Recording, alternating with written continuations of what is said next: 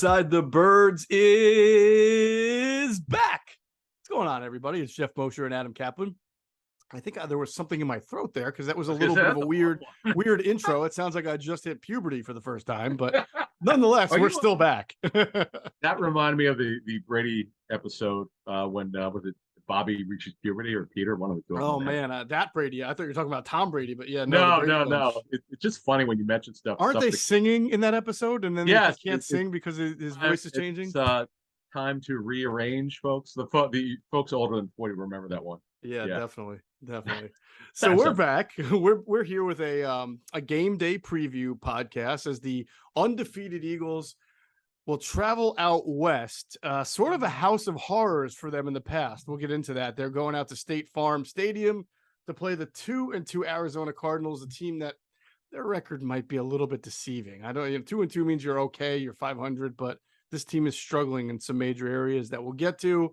And of course, we'll have an even more thorough breakdown of this game on Sunday. Now, listen, make sure you get this correctly.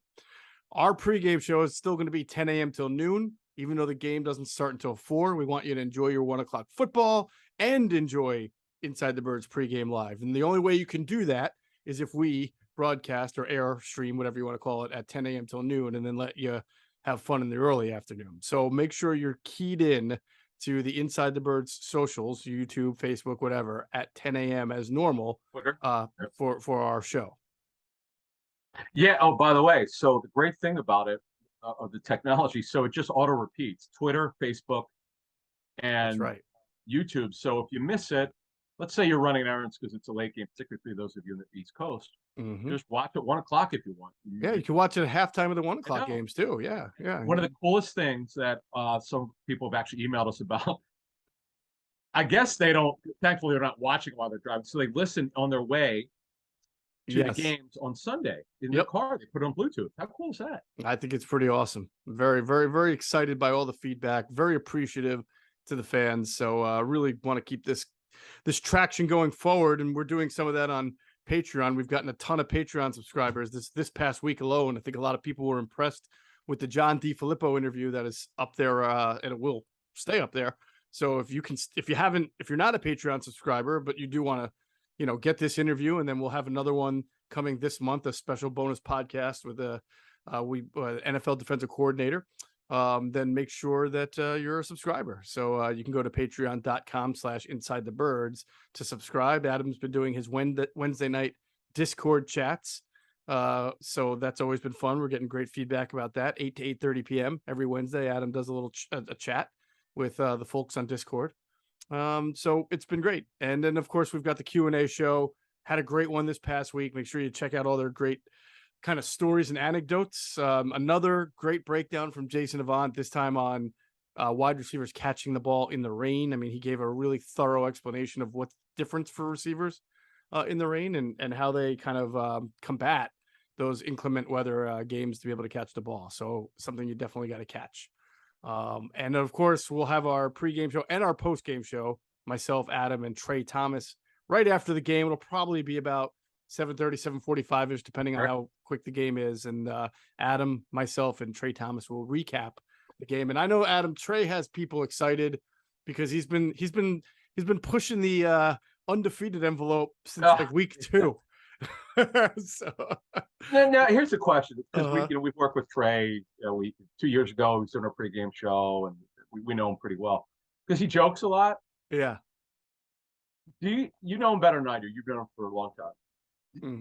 I think it was tongue in cheek, but do you think he's got some seriousness? I think he's tongue in cheek, but maintaining some level of seriousness just in case he winds up being correct. So he can say all along, I've been telling you. Right? No, that's it. That's his voice. You nailed it. Good job. So him. That when he gets excited, he gets that high pitched screech going on. Come on, man! I've been telling you. And did you see, folks who saw the postgame show? The 72 Dolphins. He's got that jersey, right? He has the 72 jersey right behind him. Unbelievable. How did he get that? I have no idea how he got it. It was very apropos for the time, but I have no idea how he got it. That's Trey for you. All right. Got a lot of things to discuss. There have been some major transactions and injuries to go through. The biggest transaction of this past week was that left tackle Andre Dillard was activated into the 21-day practice window. You remember he was on injured reserve with a broken arm that happened during practice. Again, I don't know how this guy gets hurt so much during practice. Like, he suffers major injuries in practice, and the Eagles have the lightest practices you've ever seen in your life. So I know. no, I kid. I mean, obviously the linemen, they get it there. Yeah, it was his forearm, right? So he's in the window, Adam, but I don't think that per se portends that he's definitely going to play. No. In fact, Sirianni actually he urged caution. They have to see where he's at from a condition standpoint, right? As I was saying on the last show, because it's surgery to the forearm. It's not like it's one thing if he had to be like it was like a punter or something. The guy's an offensive lineman. He's going to get contact. So clearly it's been cleared to have contact because he's going to get hit on there. Right. That's good. But the thing is, you got to see, because it's been a while since he's practiced, you got to see what kind of condition he's in. And they have 3 weeks. The 21-day window started on Tuesday. Mm-hmm. And they'll see when he's ready. And the great thing is you don't have to anymore wait a couple weeks like the old antiquated rules. You'd have to wait a couple weeks. Not anymore. If he's ready, right? They have till 4 p.m. Eastern on Saturday before they leave. Of course, if they're going to activate him, they'll let us know at 4:20. For probably 4:30, knowing that they'll let the league know at 4 o'clock. They'll let us know at 4:35. And I'll be working on our file for Sunday. You'll send it to me, and I'll go, dude, just give me 20 more minutes. I can't send it yet because I'm waiting to find out. And I don't want to bother them on their flight. Text somebody, hey, is this done already? Right. Anyway. Right. So, okay. So that's the news. Dillard is activated, but that just puts him at practice, and I don't see him playing unless we get different information. Again, it's funny. You just said emergency. So they've got Driscoll, who'll be the left tackle. Mm-hmm. Backup, or we'll get to my lot in a second. But they've got some challenges. They got a lot of injuries, and thankfully they didn't have any what I call the dreaded pop-up injury on Wednesday we didn't know about. Mm-hmm. I'm not. Yeah, was Kyron Johnson listed Sunday after the game? I can't remember. Did he? Obviously, we know. Well, they don't send out a report after the game, right? In the game though. Do you remember in the game? Yeah, that's a good question. I don't remember if they. I don't know. I think they did send out something late in the game about him leaving with a head injury. Yeah. Yeah, which is concussion. So right. So yeah, that's it. But they've got some challenges here. Their depth is being severely tested. Right. We talked all season how good their depth is, but it's going to be tested. So because there's a lot of injury news that's sort of negative. Let's get to the positive one first. Is that it appears Boston Scott is making progress here with the hip injury. And Miles Sanders, who also appeared with a hip injury, was off the injury report, right? So sounds like he's going to be good to go. Landon Dickerson, good to go, which is big with the foot, right? Yeah, Devonte Smith. The guys who are off were Sanders, Devonte Smith. Obviously, 2 weeks ago, I hurt his back on the big catch. Now, this one is interesting with Dickerson. So when you're taking off the injury report, that means you're taking all your reps, and theoretically, there's no issue. Correct. Could the soreness completely be out? I doubt it. But the way the rule works is he has to take all of his reps, and it's not an issue for him. So let's hope he doesn't have a setback. So that's big, because I don't know the week it was in August, but remember they shut him down for a little bit. Mm-hmm. So that's good. That was a good injury note. I don't know if you've ever heard this, but I've earlier in my career, I remember asking specifically about the injury list, like you're saying, and what would get you on and off if there's anything that's like a definite, right? Because sometimes these things are murky. And I think the level of treatment that you get also factors into whether you have to be on the injury report or not. So if you're not on the injury report, I think there's an assumption you're not getting a certain level of treatment that you need for an injury. So if that would be, if that's the case, that's even more encouraging for Dickerson, that he doesn't even have to say after practice, go get it worked on too much or anything like that. It sounds like it's a sign that it might be improved. That's true. And as a matter of fact, what's funny is Christian McCaffrey got spiked at practice, a shin, and he was fine. He didn't miss any part of practice, but because it probably bled, so they had to treat it. Right. So by the rules, on your point, they had, because he got treated for it, they had to put him in the injury report.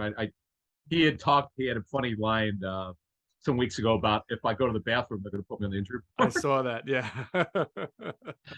So anyway, Yeah. So I'm glad we mentioned that, because what we're going to do now for every time we do this Friday preview show, is anyone who's pulled off the injury report, literally not on it, not for rest, not for anything they were the week before, we're going to mention that, because it's good to know that. Also, for people who play fantasy, Sanders has been awesome.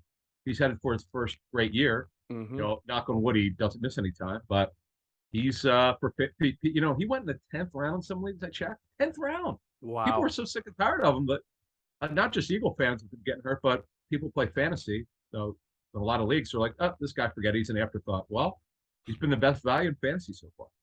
Definitely has been. All right, so let's get to some of the injuries that are not as promising.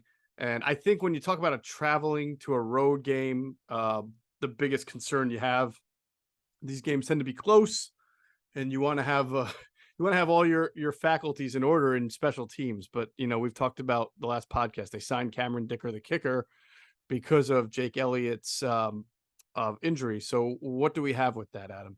Yeah, so he's not going to play. In fact, we're not saying it's a 4 to 6 week injury. It's definitely, let's put it this way, it's definitely in play for him not to play against Dallas. Strictly to come down to treatment, how he feels. I know he talked to the media. I rarely, well, other than the Slay injury, I knew I had heard that he was doing fine. That's why he talked to the media for the game. But I've learned my lesson about a guy talks to the media, then think he's going to definitely play.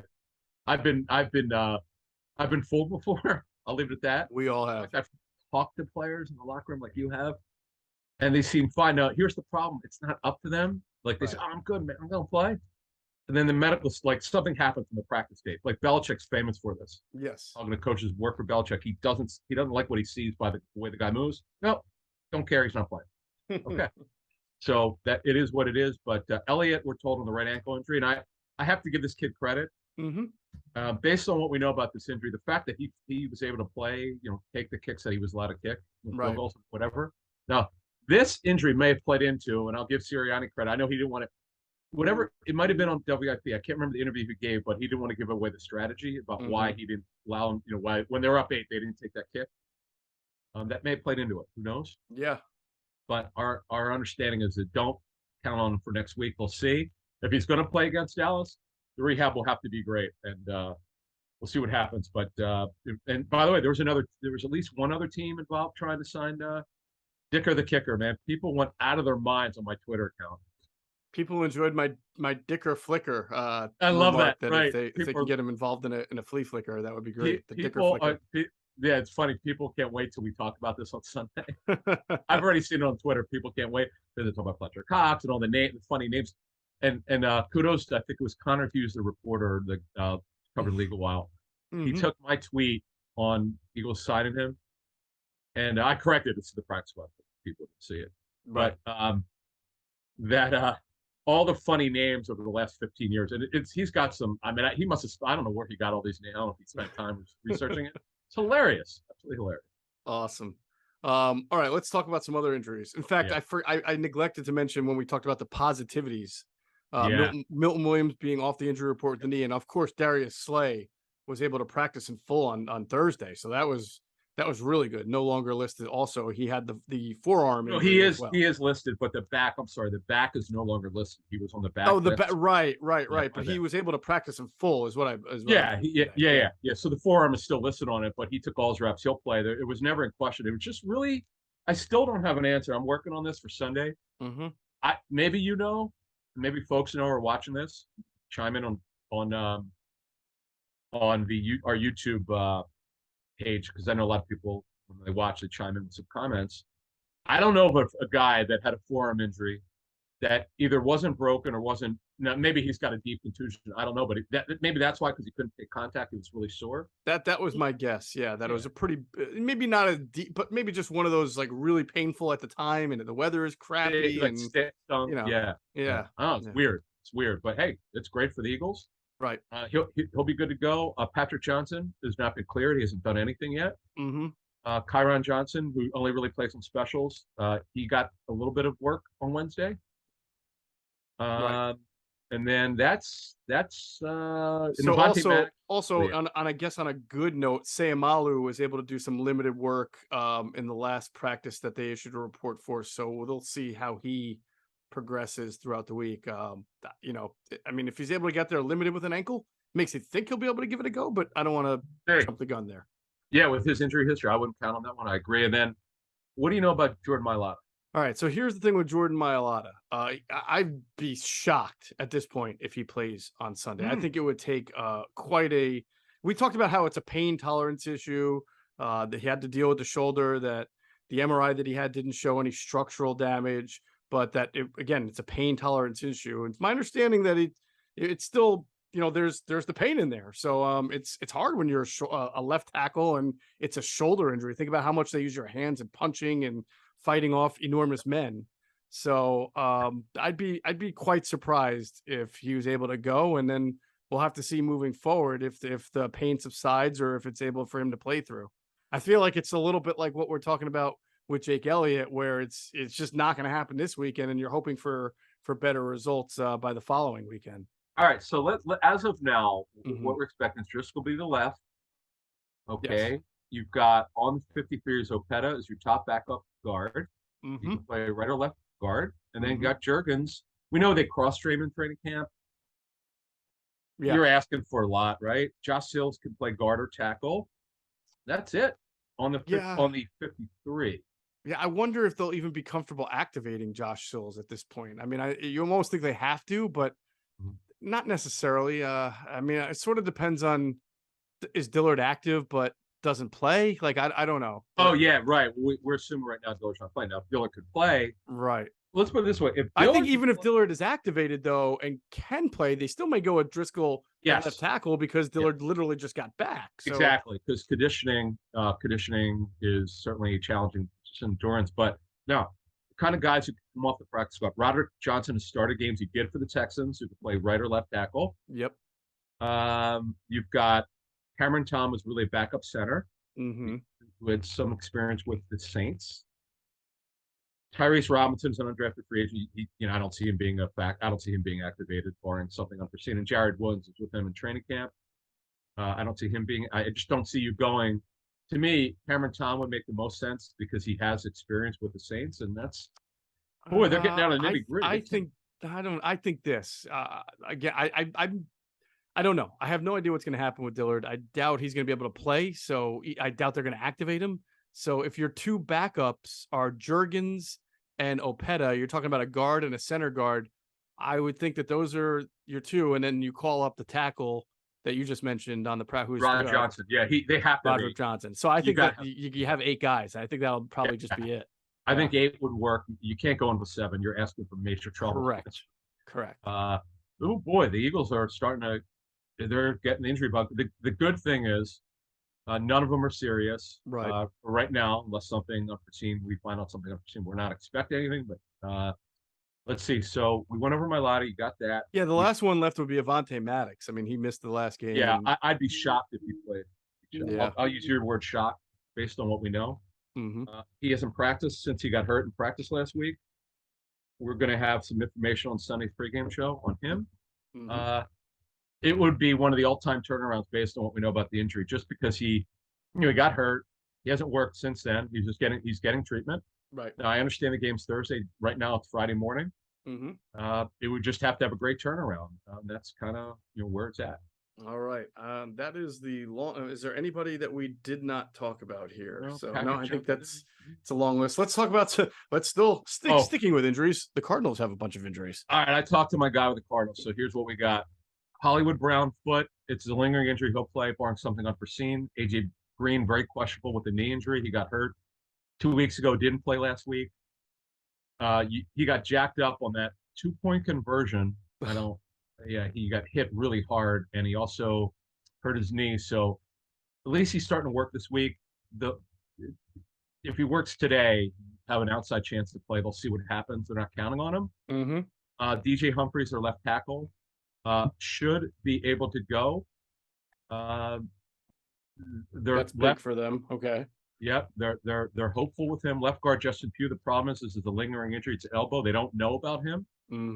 Rodney Hudson Justin Pughes from our area. Rodney Hudson, with the knee. They're not sure about him. So they've got real problems. And they have really poor depth in their offensive line. It's going to be a problem. Matt Prater won't play with a right hip injury. Been lingering. He won't play. Matt Amendola from North Penn High School in Lansdale. He will play. He'll be their kicker. So we got an opportunity here to have backup kicker versus backup kicker. I mean, that's pretty much what's going to happen. Yeah. Crazy. Happened. So Amendola missed 6 field goals last year for the Jets. Ugh. Did okay with the Chiefs, but they moved on from him. They have Matt Wright as a kicker. Defensively, Rashad Lawrence has a decent hand injury. I'd be very surprised if he played. He didn't play last week. He's a good run defender. J.J. Watt has this lingering calf strain, which had him miss week 1. He didn't work on Thursday. They do believe they're going to have him, though. They just wanted to rest him. Mm-hmm. David Collins should play with a shoulder injury. Now, here's an interesting one. So Antonio Hamilton beat out Marco Wilson for a starting outside job. Unfortunately, he had a accident at home where he burned his hands. So he went on reserve non-football injury list because he didn't get hurt at the practice facility. Right. He started working this week. They won't know until Saturday. He's working this week. They're just evaluating him. Marco Wilson's number 20. He's okay. We'll get in the matchups in a minute. They've been very stingy. You look at the talent sometimes. You go, how are they doing this? Mm-hmm. They've been that's the only reason why they're 2-2 is so their defense has played fairly well. It's their offense which has been awful. Right. So. Their defense is, we'll get into that. Their defensive ranking was surprising to me because I didn't realize they were playing that well on defense until I gave a little look-see there. So we'll get into that as well. So really the big thing for them is their offensive line. I mean, there are 3 guys dealing with injuries. One of them you said is most likely going to play in DJ Humphries. Yeah. The other 2, the left guard and the center. I can't believe Justin Pugh is still playing. I remember when he was a Giant. The Giants drafted him, didn't they? Like 10 years ago, maybe longer. Yeah. In fact, he from Syracuse, good football player, no doubt. It's very rare that you see a draft pick that high, right? Who does not see a second contract with the team that drafted him, but still plays in the league that long. That's rare. And look, they're in line. They have like next to no athleticism. That's true. I mean, they got enough athleticism in the quarterback to compensate, I guess. Yeah. Yeah. I forgot to say, Rondell Moore was added after practice with a knee issue. Oh my God, with him. Oh, I'm sorry. I said, my God, with him. He just came back from an injury. And they have no depth. They're so bad right now at receiver. Right. They cut Andy Isabella, which was a mistake. I understand he was the disappointment. I get that. But they have such bad depth. I know he only plays the slot, but that was a mistake. They have such bad depth. Yeah. And Rondell's had some injuries over his career. He had a hamstring, which had him miss 2 games, games 1 and 2. So he's got a knee injury. They don't know yet because this just happened. Yeah. Greg Dortch has been like the great story for them. Number 83 is Cliff Kingsbury loves this kid because he's been a journeyman. Sure. Little guy who's very scrappy. He can play slot. So they don't know who they're going to be lining up at receiver opposite Hollywood Brown right now. They're going to have to add a receiver from the practice squad, and that will be the kid Andre Basella, who's a sort of a young journeyman who was with the Chiefs and Cardinals. There's also a little guy. This is one of these situations with the Eagles. Like, if this game's close, it's like they took them lightly. I rarely say things like that. They match up so well. The Eagles do. Can't wait to get to the preview part. I just don't see them struggling. But yeah. All right, we'll talk. I wanted to make a point on Rondell Moore, but we'll make it when we talk about the Arizona offense, which we'll talk about in 1 second. First, we want to let you know, make sure you're checking out our friends at Freestone Farms CBD.com. It's all organic and it's grown in the Garden State. And let me tell you, you can use this. Their ultra organic CBD will make you feel great after a workout, or if you need some time to sleep. Just try it, okay? You'll get 20% off if you use the promo code ITB at checkout at FreestoneFarmsCBD.com. That's 20% off using the promo code ITB at FreestoneFarmsCBD.com. All right, so let's talk about this Cardinals offense against the surging Eagles defense. Now, the Cardinals offense, Adam, has not been anything special this year. Been a little bit up and down. I tell you one thing that's very strange about Kyler Murray is he's not running a whole lot this year. He only has 91 rushing yards through 4 years, 4 weeks. He's averaging his fewest rushing yards per game. I know it's just 4 weeks, but averaging fewest rushing yards per game than he has his entire first 3 or 4 years of his career. So I don't know if that's a concerted effort on his part or just the way the game is going, but I know a lot of the talk is how do you contain Kyler Murray and scrambling? And yeah, it's always going to be there. But interestingly enough, this year it is it's not been a big part of their offense. No, well, he's a big scrambler, as you know. He does things that are not planned. He just he'll run around and scramble. Right. Um, he throws off the scramble very well. I give him a lot of credit for that. He's got a good arm. See, the thing with him is he's so short at 5'10". What you'll notice if you watch him, if you watch the all 22, I've watched it. I've heard teams tell me this. If you get your hands up, sometimes he simply cannot see. And that's why sometimes he runs when it's not what's they want him to do. Right. So it's one of these situations where he's going to have to he'll make plays off schedule. Now I'll tell you one thing: they're doing a lot more because obviously of Zach Ertz. In Cliff Kingsbury's first couple of years, they were heavy 10 personnel, which is 4 receivers more than any other team. They're not really like that anymore. Now obviously they don't have enough receivers, but even last year they started to go with more 12 than they had before. Right. They drafted Trey McBride, who was the best tight end for this draft. So I expect him to be heavy 12. And Max Williams, I call him Double X Williams. He's a blocking tight end, though he's got an injury now. Right. Formerly a second rounder of the Ravens. So, and of course Ertz, he's a possession guy. And Steven Anderson's really explosive as a slot tight end. You might remember really follow the league with Houston and with the Chargers. So that's it. I mean, I just don't see them based on the way that Gannon's calling games now. I don't see them doing much, and they don't run the ball well with Connor. And Benjamin's more of a changeup. Yep. They just don't run it well. I don't see the Eagles.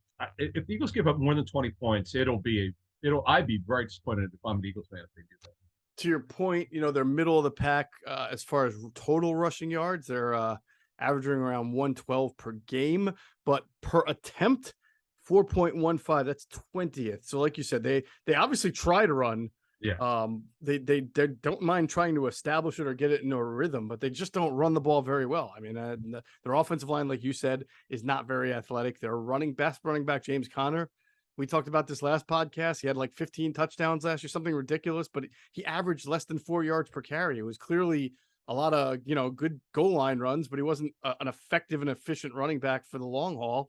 And he's averaging 3 something this year. So they just, to me, their best chance is throwing the ball, which is tough to do when you're one-dimensional on the Eagles defense. And they missing DeAndre Hopkins, who's got to serve the 5th game of 16 suspension. If you look at the efficiency from Kyler Murray with him and without him, it's striking. Every statistical category way down. Yep. Yards per attempt, yards per game, yardage over, just awful without him. And his passer rating is down. I think it's in the 80s. Yeah. That's bad. Today's NFL, that's really bad. So, again, this is why, folks, I'm so bullish on the Eagles in this game. What are they? Are they a 5-point favorite? They were 5-point favorites. There are some things about their rankings that don't make sense. Like, for example, they average 22 points per game, which is not great. It's middle of the pack. To be specific, it's, I think, 14th in the league. But they are 5th, Adam, in time of possession, which is like mind-boggling. How are you possessing the ball that well, but you're not scoring a lot? Are you missing field goals, or and they don't turn the ball over? Kyler does not have too many interceptions. I think it was just 2 in however many attempts. So but here's another weird thing. Their third down percentage is one of the worst. It's the 4th worst in the NFL.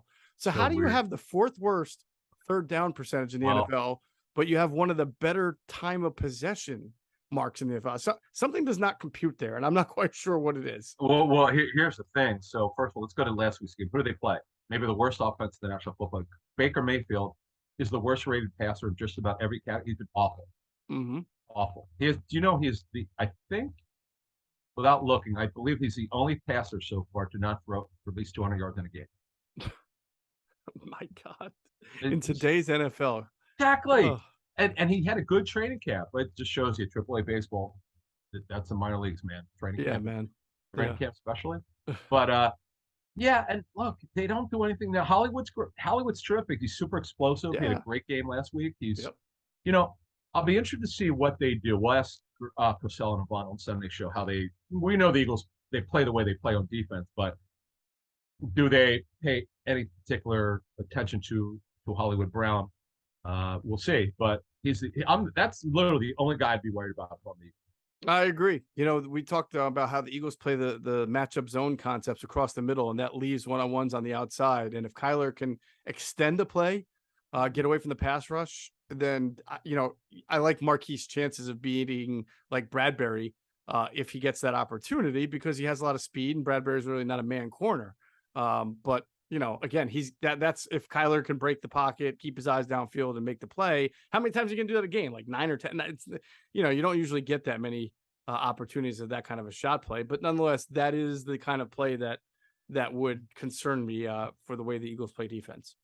Yeah, and within zone, obviously you play man within zone because you cover your area. But as you're saying, you're only carrying it to a certain area. Well, if they're running him though in the middle of the field, Marquise, but then they've lost already. I mean, that's Yeah, not really exactly. where he makes his money. Yeah, I'm just so fascinated to see because as you correctly called him, it was a great point based on what you were hearing. They were probably going to leave Chauncey Gardner-Johnson in his normal position, not move him to the slot for Maddox. Mm-hmm.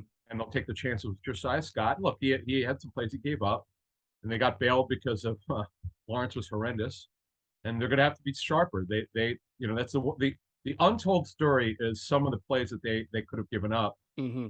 in that game based on some things that happened. But look, the touchdown they clearly Agnew should have had. It was he turned McPherson inside out on a stop and go, and yep, Lawrence overthrew him. Yeah, so they got to be sharper. So the point I was going to make, if he plays, Rondale Moore is an exciting player. I watched him at Purdue a lot. He's shifty. He's got, he's obviously only, I think, like 5'8", but 5'7", he's hard. actually. 5'7". There you go. He's hard to tackle. He's precise with his routes. He was a very good wide receiver at Purdue in the Big Ten. So if he's healthy, he is the type of guy on those, crossing routes in middle of the field that you got to really be sticky with your matchup zone coverage there, because he can catch the ball and he can kind of turn upfield quickly as well. But again, he's short, so he's a little bit limited. And I remember when they drafted him, they said that they felt like he could play the outside, and I just can't see a 5'7". No, it's funny you say that because he's built like a fire hydrant. He's stocky. He's super explosive in a straight line. Yep. But talking to coaches about smaller players over the years, when they scouted him for the draft, like Tutu Atwell, I had so many coaches tell me there's no chance he makes. He's too small. He's done nothing in his first. Right. Teams don't. Tavon Austin. The list goes on and on and on with these smaller players. Not all of them, guys. There's some guys who've made it 5'8", but it's hard. It's just hard to win when you're not long enough on your arms. If you're 5'10", guys can make it. But the shorter you are, the harder it is. And Rondale Moore has really done nothing so far, and they're in trouble if he can't play. Man, they just don't have anybody. Yeah, no, I agree with you. I thought he was going to be perfect for that air raid offense too, because he was going to be the middle guy, but they got to get it right. And listen, when you have a 5 foot, how tall is Kyler Murray? 6 feet on a good day? No, 5'10". Okay, so you have a 5'10" quarterback trying to find a 5'7" slot receiver with, as you mentioned, all the big guys in front of you. That might be difficult, and so I don't know if that's if that's the most ideal kind of combination. Yeah, how about that? You don't see that much, and no, you really don't. It's Kingsbury. He's had him. Because what happens is you'll notice when you watch the game, you can see it if you watch the L22.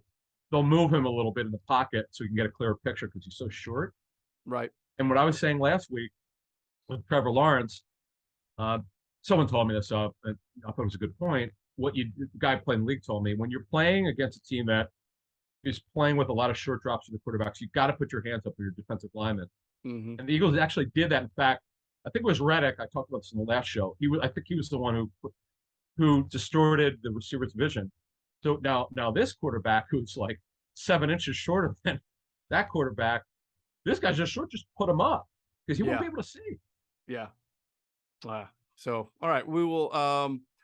Last thing on their offense. Obviously, we didn't talk about Zach Ertz. He's has that nice year. I think he's third in receptions for them, or second in receptions, third in receiving yards.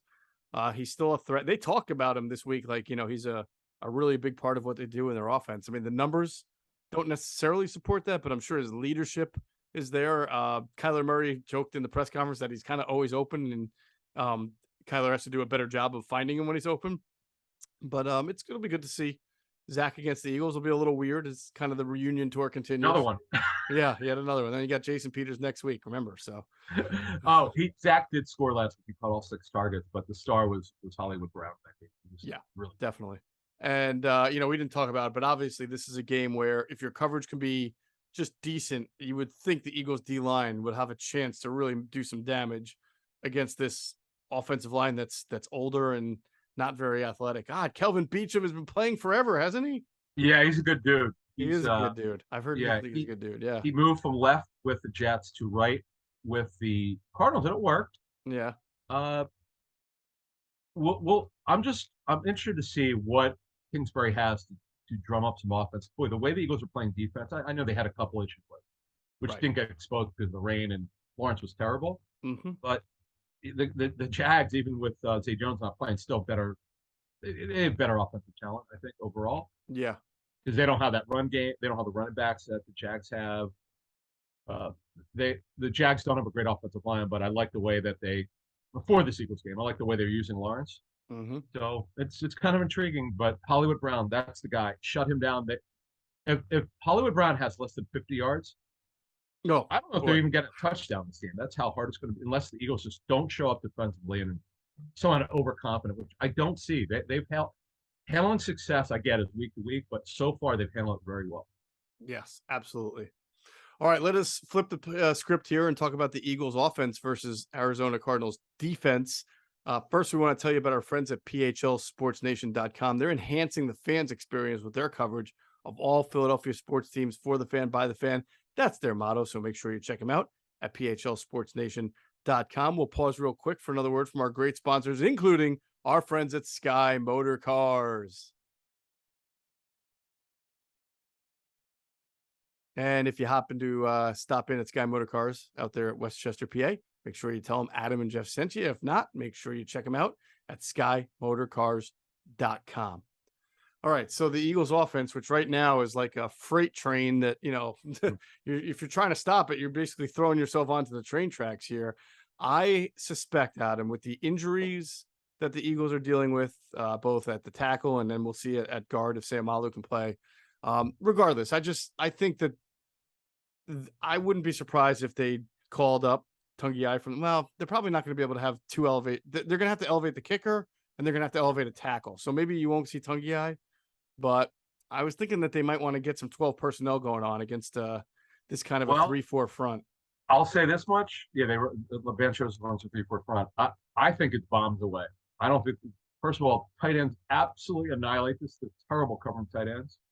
For some reason, the second worst in the NFL covering tight ends. Okay. And I don't think the corners. Brian Murphy's a nice player, number 7, development. Another guy wearing a quarterback number. Mm-hmm. Cosell had a great note Thursday night in the fantasypoints.com live stream we do. This is pretty cool. So Simmons, the inside linebacker, played slot corner and base. And then when they went to nickel, they moved Brian Murphy inside. How about that? Like using yeah, it's pretty interesting. So that's it. Well, I guess that makes sense because because in your base you're expecting them really to run and sure. It's good enough to run with it tight end. I wouldn't do that against the Eagles because the Eagles will throw on first down. Oh my God, they will check out of that so quickly. I'm telling you, I'm going to slightly disagree with you this game. I think if they go in thinking, now they could do what you're saying is bring Tungiai up. Mm-hmm. But it doesn't mean they won't throw out of 12. But hell, they were running it. It was great. They were running out of 13 last week. Excuse me, at 11 last week. Mm-hmm. Spreading it out. And it's funny, the linemen looked like they were going to pass because they were going to pass it and they ran out of it. Right. Well, I was agreeing. I'm saying you would throw out of 12, and that's why you'd have Tungiai as your blocking tight end and Goddard as your releasing tight end. Okay. Yeah. So I just think they'll throw. Because here's what happened. So people are saying, well, boy, Arizona's been competitive. They have been, but let's be realistic here. They got absolutely taken to the woodshed by Mahomes in week 1. It was, he literally could have had, I'm not joking, he had 360 and they called the dogs off. If the game had to be close, he would have had 600 yards. I watched all 22 in that game. It was an embarrassment. They were so bad. Wow. Okay. They were horrendous. Second week, now this is a good win for them against the Raiders, and Derek Carr is not playing great. He is kind of learned this Josh McDaniels offense, which is complex. It's unlike any other offense. Mm-hmm. And then look, they had, as you saw, they had last week, well, 2 weeks ago. Let's not forget that Stafford, the Rams offense is a shell of what it once was. They're super beat up at receiver, beat up on their offensive line. And it showed, okay, so the Cardinals only gave up 20 points. Well, I just told you about playing Baker Mayfield as the worst quarterback right now in the NFL, or one of the worst. Mm-hmm. So let's not go crazy. This is absolutely beatable defense. We'll see if they protect, they're going to score. They're going to. I'm going to make a prediction. We're not going to we'll give a prediction at the end of the show. But if they protect, they'll score high 20s, low 30s. I would agree with you. I don't think that the stats sometimes really reflect what they are. In fact, they're one of the best teams against the run. They're fifth against the run, allowing only 87 yards per game. But that's because they're, as you mentioned, they're not good against the pass. So teams are just throwing the ball all over them and deciding not to run. It's not that they're so great at run defense. So the Eagles are going to be able to have their way. I think the RPO game will be really, really in full gear. And I agree. As long as they feel comfortable with their matchups and their protection, it would not surprise me if they came out kind of like 2 weeks, just throwing. You come out throwing and force them to make you have to go into your ground game and get uncomfortable.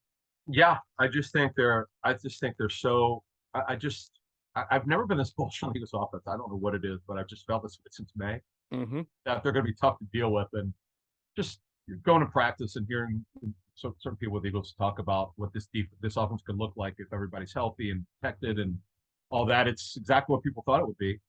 And I know they left some plays on the field last week because of the rain. Right. Football. Oh, another injury for them. Arizona happened late Thursday practice. Trayvon Mullen, who was a starting corner, the Raiders, you might remember him. Yeah. Who they acquired in a trade. He got hurt in Thursday's practice with a hamstring injury. He and Moore got hurt, Marindale Moore, so they don't know if they're going to have him. When they go to nickel, he comes in as one of the outside corners. Right. With the way the Eagles are spreading everybody out, it'd be a problem.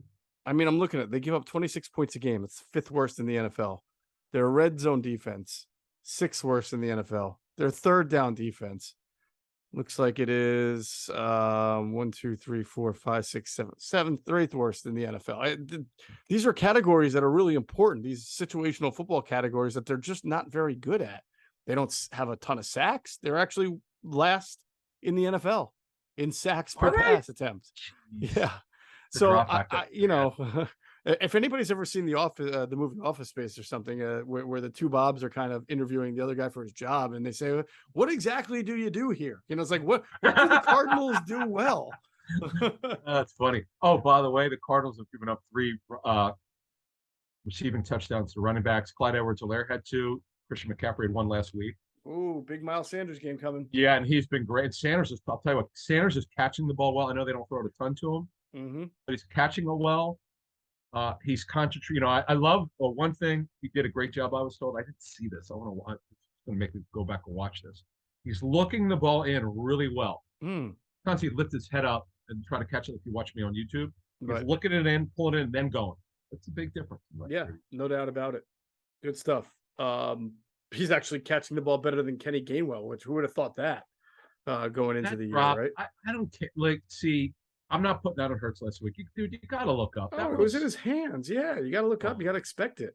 So one of the things that someone told me about him is that, he's the type of guy who caught a lot of passes at Memphis. He was in a highly schemed offense. He kind of was expecting the passes to be where they were, and they were. But his catch radius is not great. And that kind of play where you're leaking out and you have to look back at the right time, it's not exactly what he did a lot at Memphis. That's more of like you've got to the timing has to be there, and he just obviously it's been a play he struggled. It's more than once that we've seen him struggle with that kind of reception. So do you think Trey Sermon will get, let's say the Eagles are up by like 15 with 7 minutes left. Do you think Trey Sermon gets it? Because it was Miles Sanders surprisingly against the Jags, but do you think that Sermon would get that? Well, here's the thing, though. Oh, wait, Boston Scott's back. Yeah, that's exactly it. So he's Yeah. got if he's cleared, if Scott is cleared, that throws a minor wrench. But Sermon looked very good on both carries. Both were explosive. He looks to be down in weight, and they don't have that size closer. Right. They have with Jordan Howard. They're still looking for that, and this is one of the things, as we understand, they thought he could potentially do. Mm-hmm. And we'll see. Do you think there's any possibility that Gainwell would be the inactive one? They would, have. I don't know that would surprise me if they did that. I know his training camp was more down than up, and the start of the year too. I mean, look, so I know he scored a touchdown, but if you watch that on the All 22, like you would have scored a touchdown on that. The blocking is unbelievable. The blocking was just, folks. I don't know what it costs people. We as a NFL Writers Association member, I get it as a free Pro Football Writers Association, but I watch it, and I just was marveled at the parting of the Red Sea on that. Not just that play, but it was yeah, ridiculous. And that's a very good Jacksonville front. I was just in shock at how great they were. Lane Johnson's the best offensive line in football. I'm going with it. He's special.